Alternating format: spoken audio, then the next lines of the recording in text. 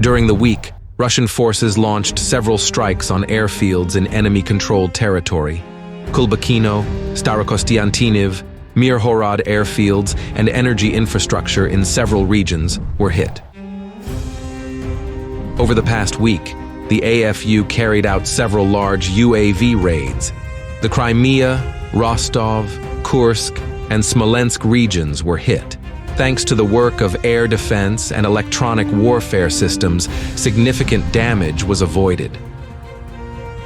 In the areas bordering Belarus and Russia, the enemy continues to carry out fortification work and personnel training. Russian forces are striking at identified enemy concentrations and AFU facilities whenever possible.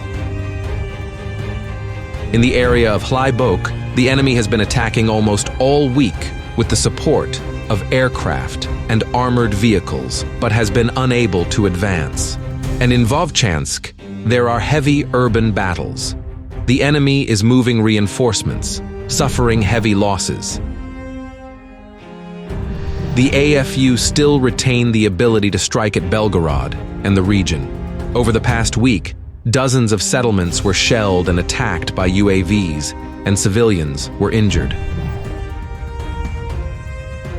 The Kupiansk-Svatova section remains relatively static, despite frequent attempts by the Russian armed forces to advance.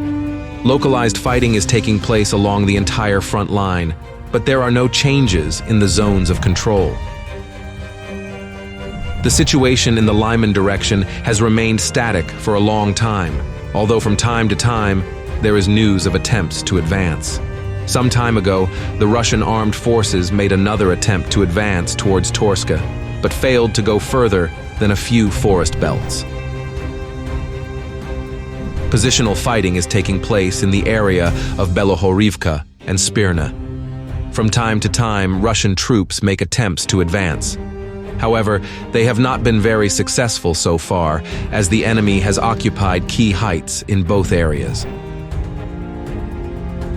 Russian troops continue fighting in the Rozdalivka area, advancing towards the village from several directions.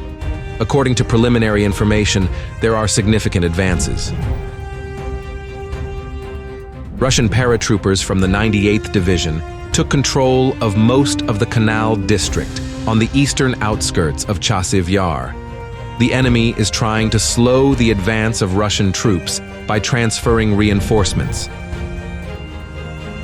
Suddenly, the situation in the Oleksandro-Kalinovi direction became more active. Russian troops broke through enemy defenses at several settlements and advanced from at least 2 directions. Russian troops continue a chain of localized offensive operations near the settlements west of Avdiivka. The enemy is clinging to every village and forest belt. Heavy fighting is going on. Heavy fighting continues in Krasnohorivka. Russian assault groups are advancing in the south and east of the town. The enemy is partially demoralized and suffering losses, but is stubbornly defending. The AFU do not stop shelling Donetsk agglomeration despite the loss of positions west of the city.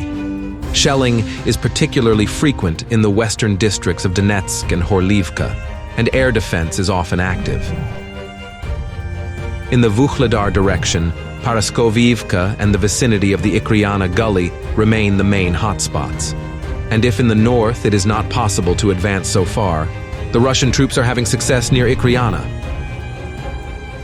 After the capture of Staromayorsk, the enemy does not stop attacking, trying to regain the lost village, but without success.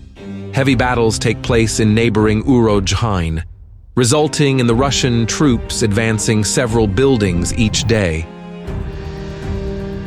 In the Zaporizhzhia direction, fighting continues in the vicinity of Robotyne and Verbov. The activity has noticeably decreased. Both sides operate in small groups and conduct counter-battery warfare. In the island zone of the Dnipro Delta, small arms fighting continues unabated after the enemy lost the possibility to supply the bridgehead in Krinky. Russian troops are destroying enemy observation points and strongholds by airstrikes and through sorties.